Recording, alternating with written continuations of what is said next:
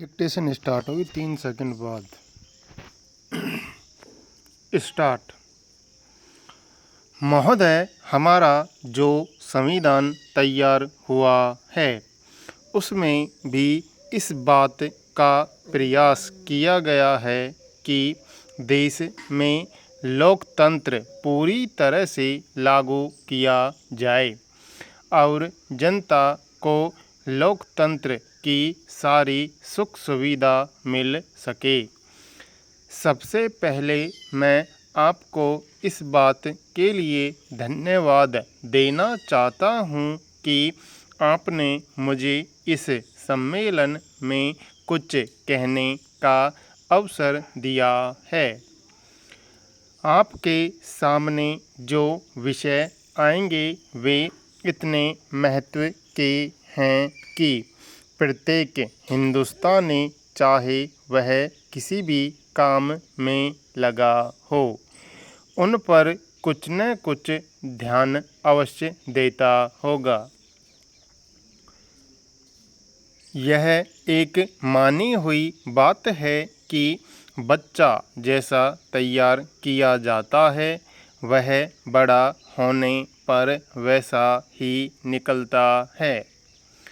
शिक्षा का काम यही है कि उसको अच्छी तरह से सुलझे तरीके पर तैयार करें और उसको इस योग्य बनाएं कि उसे जिस किसी भी काम में लगाया जाए वह उस काम को कुशलता और सफलता के साथ पूरा कर सके।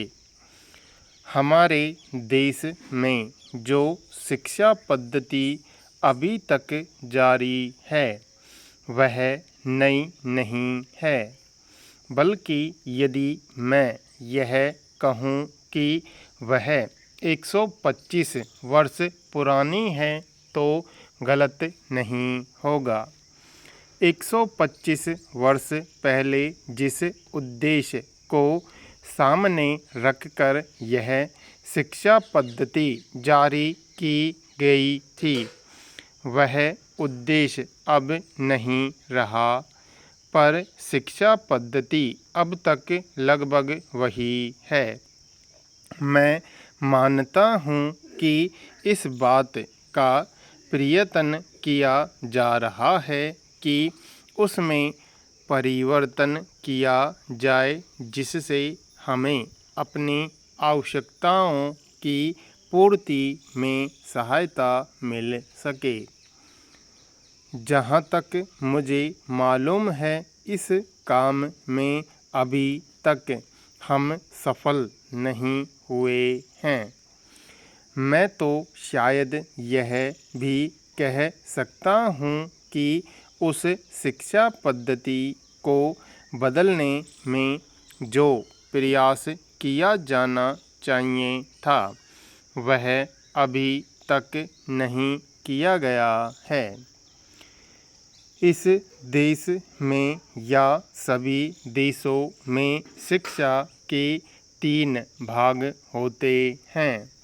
एक तो वह जिसमें छोटे छोटे बच्चों को शिक्षा दी जाती है। दूसरा वह जिसमें युवावस्था के पहले बड़े होने तक, और तीसरा वह जिसमें युवावस्था के विद्यार्थियों को शिक्षा दी जाती है।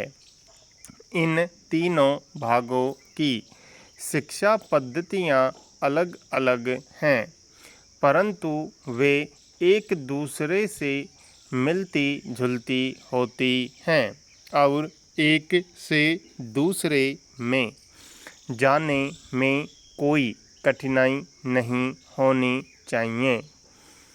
इसलिए यदि हम अपने देश की शिक्षा में सुधार चाहते हैं तो सबसे अधिक आवश्यक यह है कि सर्वप्रथम प्राथमिक शिक्षा में, उसके बाद माध्यमिक शिक्षा और फिर विश्वविद्यालय शिक्षा में सुधार किया जाना चाहिए।